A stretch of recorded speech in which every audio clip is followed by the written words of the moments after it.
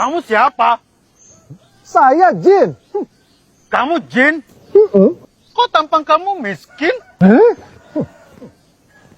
Saya beri Anda 3 permintaan. Monggo. Saya minta istri.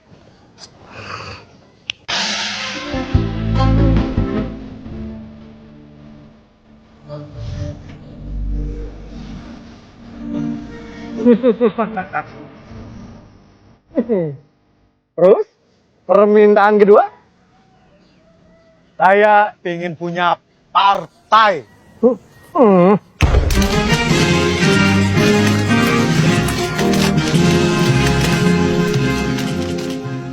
Akhirnya saya punya partai. Saya bisa jadi presiden. Kalau tampang kalian, tampang Boyolali, jadi wartawan, gak pernah ke mall, gak pernah ke hotel, gak mungkin jadi presiden. Gimana?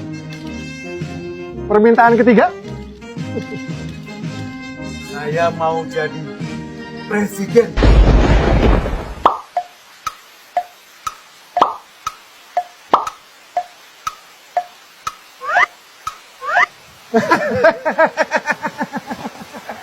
Mimpi.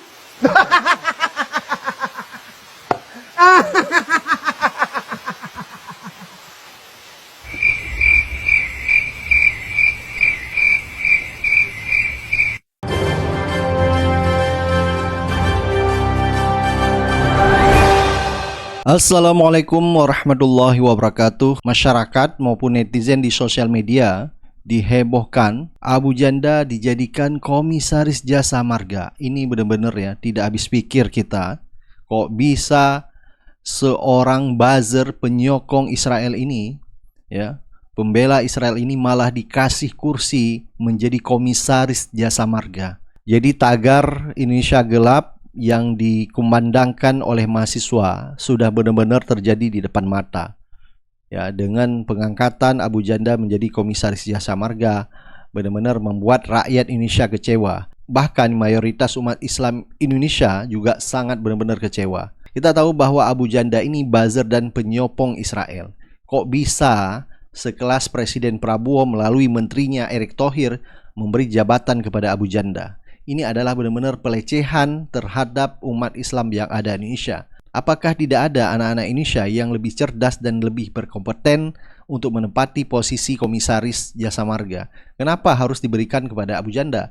Apakah karena dia menjadi buzzer Prabowo di Pilpres 2024 kemarin? Ini benar-benar gila banget ya. Prabowo yang katanya melakukan efisiensi tetapi malah mengangkat buzzer menjadi komisaris jasa marga. Jadi tidak banyak yang bisa diharapkan di pemerintah Prabowo. Ya, wawancara Prabowo dengan 5 pimpret yang hadir ya di Hambalang kemarin, kita lihat pertanyaan-pertanyaan dari senior ya, pimpret media televisi tidak bisa dijawab oleh Prabowo yang sesuai kita harapkan. Jadi apa yang pernah diucapkan oleh Prabowo bangsa Indonesia akan mundur atau bisa bubar di 2030, kemungkinan ini akan terjadi.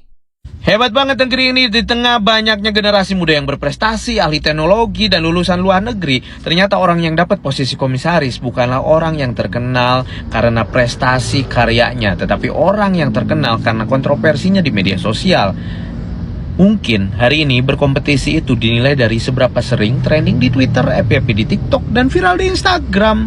Selamat nih buat Abu Janda, selama ini omongan-omongan kontroversinya sudah mengantarkan Anda ke kursi komisaris jasa marga Toll Road. Jadi buat kita-kita sekarang ini harus belajar menjadi buzzer. Ditambah apa? Menjilat pemerintah. Biar apa? Yaitu biar karirnya melejit secepat kilat. Selamat sekali lagi buat Abu Janda. Aduh, bagaimana negara ini? Kami dulu memilih Prabowo karena kami yakin bahwa Prabowo itu tidak bisa disetir dan tidak bisa dipengaruhi oleh siapapun, termasuk juga orang-orang yang cerewet kepada Prabowo. Tapi nyatanya saat ini kenapa Prabowo kok justru mengangkat pejabat-pejabat yang dulunya adalah perusak bangsa, dulunya adalah pengacau bangsa, yang membuat ribut bangsa ini. Kenapa? Apakah Pak Prabowo takut dengan mereka sehingga mengangkat mereka sehingga menjadi bungkam? Tidak penting Pak Prabowo. Anda dipilih oleh rakyat. Anda dipercaya oleh rakyat, bukan dipercaya oleh orang-orang oknum sebagai Abu Janda dan lain sebagainya. Kenapa Abu Janda kemudian diangkat menjadi pejabat di pemerintahan Bapak? Menjadi komisaris JMTO. Ini sungguh tidak beradab, Bapak. Bapak diangkat oleh rakyat. Bapak dipilih oleh rakyat. Sebaiknya Bapak patuh dan taat kepada rakyat. Jangan takut kepada mereka-mereka ini, Bapak. Mereka-mereka ini tentu tidak bisa dipercaya, Bapak, untuk kinerjanya atau kemampuannya. Kami sangat berharap, Bapak, selektiflah dalam memilih pejabat-pejabat di lingkungan Bapak. Karena masyarakat selalu memantau Bapak. Dan harapan kami, buanglah mereka-mereka sampah-sampah politikus, sampah-sampah negara yang notabene membuat kontroversi di masyarakat kita, Bapak. Masih banyak anak bangsa yang harus Bapak percaya. Masih banyak anak bangsa yang punya kompetensi lebih daripada mereka. Tolonglah Pak Prabowo, selektif di dalam memilih pejabat di lingkungan Anda. Jangan takut, karena rakyat selalu mendukung Bapak. Tapi kalau andai kata Bapak selalu mengambil pejabat-pejabat dari orang yang sampah menurut rakyat, maka jangan harap Anda akan mendapatkan kepercayaan di masyarakat. Tukang sebar hoax dapat jabatan juga. Buzzer tukang sebar hoax dapat jabatan komisaris BUMN. Tugas komisaris adalah pengawasan dan tata kelola, good governance. Mereka harusnya dipilih karena pengalaman dan kredibilitas. Itu yang paling penting. Orang ini sebagai buzzer pun nggak punya kredibilitas, apalagi dipercaya mengawasi tata kelola perusahaan negara. Ini bukan soal suka atau nggak suka, ini soal standar etika publik. Bagaimana mungkin orang yang berulang kali dilaporkan karena ujaran kebencian, menyebar hoax, dan memecah belah masyarakat dikasih jabatan strategis? Prabowo ini gimana ini? Viral poster Permadi Arya alias Abu Janda diangkat jadi komisaris jasa marga. Kalau begini ceritanya, kalau memang beritanya benar ya, lebih baik mulai sekarang saya jadi buzzer saja. Karena apa? Jadi buzzer itu keuntungannya banyak. Bisa jadi komisaris, bisa jadi wamen. Itu yang satunya wamen kan bekas buzzer juga. Terus itu staf sus ya, yang di Komdigi itu juga buzzer, dan ini juga Abu Janda buzzer. Ya udahlah, aku sekarang mau jadi buzzer. Yuk pemerintah, yuk Pak Presiden, jadikan saya buzzer dong, karena enak punya jabatan. Nggak usah komisaris lah, staf sus saja cukup. Buzzer, harganya mahal. Aku ini sudah pinter ngomong, pinter menjilat. Pinter apa? Pinter aku ini kalau suruh ngomong, suruh ngonten, menjilat segala macam itu, ngomong apa-apa itu, menyerang siapapun bisa. Angkat aku jadi buzzermu pemerintah, biar aku jadi pejabat lah di pemerintah minimal ya. Gimana menurut kalian? Setuju kan kalau aku jadi buzzer terus aku diangkat jadi pejabat? Nanti kalian aku bagiin berkat. Pak Prabowo bilang dia bangga dengan pencapaian 150 harinya sebagai presiden. Pertanyaannya kan, pencapaian yang mana Pak ya? Ya gue sebagai orang yang support Prabowo, meskipun gue golput tapi kan gue support. Ya gue sih kecewa sama Prabowo. Ya gue sudah putus asa lah. Tapi kita apresiasi Pak Prabowo mau ngobrol dengan media segamblang-gamblangnya tanpa aturan gak boleh ini gak boleh itu. Ya seperti you know who kan. Ya ini kan bagus, ini merupakan sinyal positif nih kepada market bahwa ini pemerintahan gak otoriter, ini demokrasi. Ya semoga besok market dibuka, IHSG-nya nggak kenapa-napa, itu kan harapannya. Ya kita apresiasi lah Pak Prabowo ini. Nextnya gue harap wakil presiden kita Pak Gibran juga bisa ngobrol dengan media, ya seperti Pak Prabowo. Ya kalau Pak Gibran ini kan pasti solusinya adalah AI. Apapun masalahnya, kita pakai AI. Interview Prabowo dengan para pemret semakin meyakinkan gue bahwa Presiden Prabowo memang mengarah ke civil phobia. Apakah demo-demo itu murni atau ada yang bayar? Kekuatan-kekuatan asing yang ingin adu domba. Mohon izin Pak Presiden, mohon izin, biar santun sesuai keinginan Opung Luhut. Pak, kenapa Bapak senang banget menuduh kritik publik, gerakan publik itu dengan gerakannya asing? Bukannya Bapak sendiri yang ngundang asing ke dalam administrasi negara ini. Tony Blair, mantan Perdana Menteri Inggris, penjahat perang, Bapak undang ke Danantara. Thaksin Shinawatra, mantan PM Thailand, koruptor besar, bahkan kabur dari negaranya, Bapak undang ke Danantara. Bukannya Bapak yang undang asing ke sini. Asal demonya damai, tidak mau menyulut kerusuhan. Mohon izin Pak Presiden, jangan ngajarin rakyat soal aksi damai.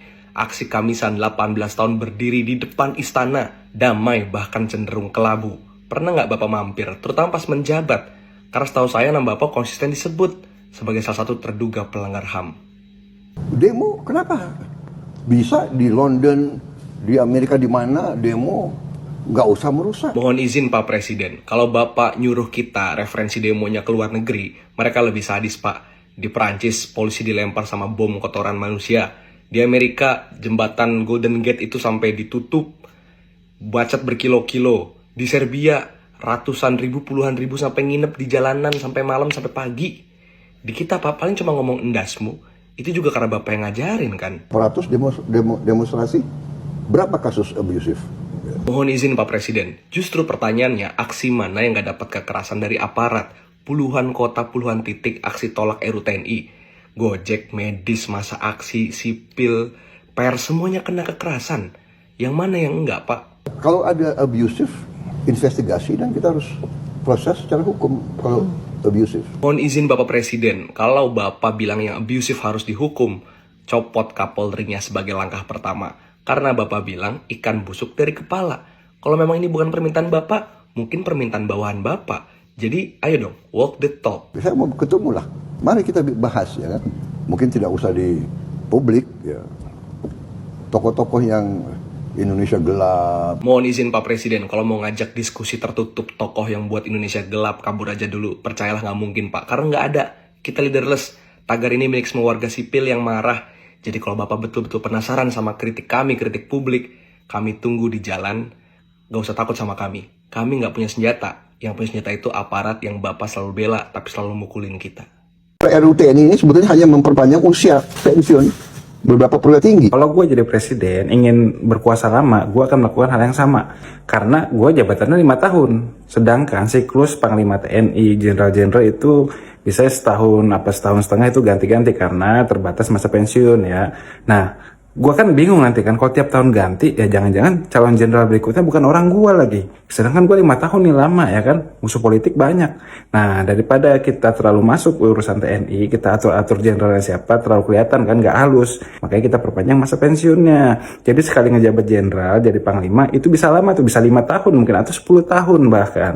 Jadi gue nggak repot-repot tuh ngatur gimana politik TNI, siapa milih jenderal berikutnya, nggak usah. Jadi TNI lebih kondusif, lebih aman, kekuasaan gue lebih langgeng ya kan, aman sentosa. Ya itu menurut gua ya, itu mungkin perspektif gua sebagai presiden ya. Nggak tahu kalau Prabowo, tapi mana tahu punya pemikiran yang sama ya kan.